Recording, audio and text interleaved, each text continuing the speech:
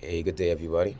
Today is January 7th. I'm recording this message, and I'm calling this because I want to talk about something very important, and it's about the how we are treated when we enter the hospital as a sickle cell patient. But honestly, this can cover all patients. A doctor can't just tell you you have to do this, you have to do that. They have to talk to a patient. There's it's patient management care, but you have to make sure that you understand what the patient needs. So there's something called the Patient's Bill of Rights. It is a federal law that that governed to make sure that patients are treated fairly in the hospital. And a lot of people don't even understand how the Patient Bill of Rights can cover you in the hospital.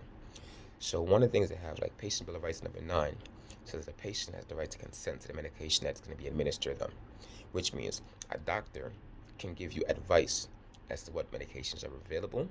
But if there's a certain medication that you don't want to take, you have the right to say that you do not want that medication, and they still have to treat you.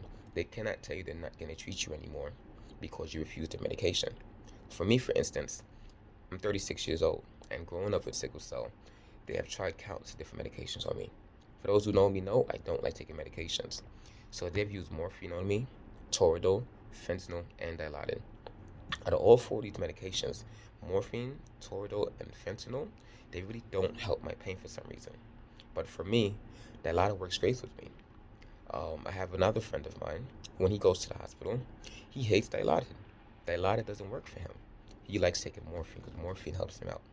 So when we go as individuals who know our body the best, we try to tell these doctors that, well, this is what works for me, and everything should be documented in our MITE chart. But these doctors, they feel like because they're the trained one, they can just tell you whatever they want. For me, they can't.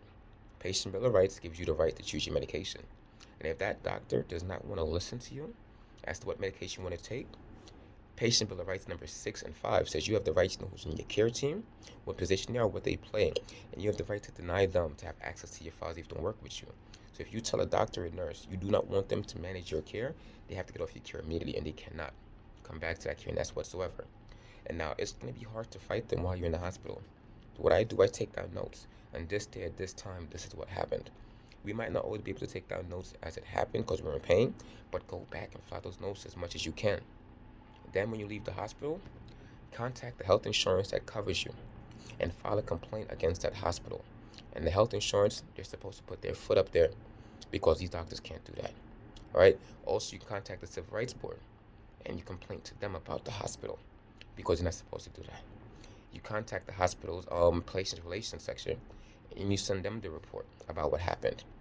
You do these things, you have everything documented, and you can put your foot up these doctors behind to correct them. And then you can take the courts to hospital. You can take the hospital to courts, and you can do a lawsuit against them because they're treating patients like they know better about the patients than the patient know about themselves. You have the right to your care. You have the right to know who's in your team. If you ask them their name, they don't want to give you their name. You already know you don't want them on your chart because they're probably going to do things you don't want them to do because they can't even tell the truth about themselves. So know your rights as a patient with sickle cell. Know how to defend yourself. Study your patient bill of rights. Every time you enter the hospital, have you signed a bunch of paperwork? One of the paperwork that you signed said that you were given these documents.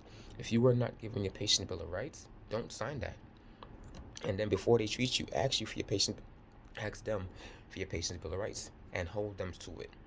Because now, when I go back and I tell the judge, whoever I do for this lawsuit, that I told them about this and they chose not to listen to, they can't say they didn't know because you tried to inform them that this is inside their company policy and they chose not to listen. All right. So now I'm making this call out there. I am looking for a lawyer to work with. All right. Because we want to have a lawyer who understands medical practices because we're going to be suing these hospitals to hold them accountable for their actions. Because the problem is they're never held accountable.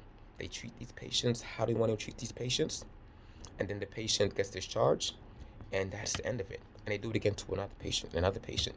So I'm looking for a good lawyer who can work with our community and fight for us over and over.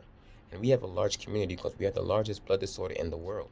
So that's going to be almost guaranteed consistent work for you because too many times our laws are violated and we need someone to fight for us. So if you guys know a dope lawyer who works in the medical field, please tag him below so we can build that relationship because we already have some lawsuits pending and we need someone to fight for us. My name is Trey Lover, and I just thank you for supporting us. Look forward to speaking with you all.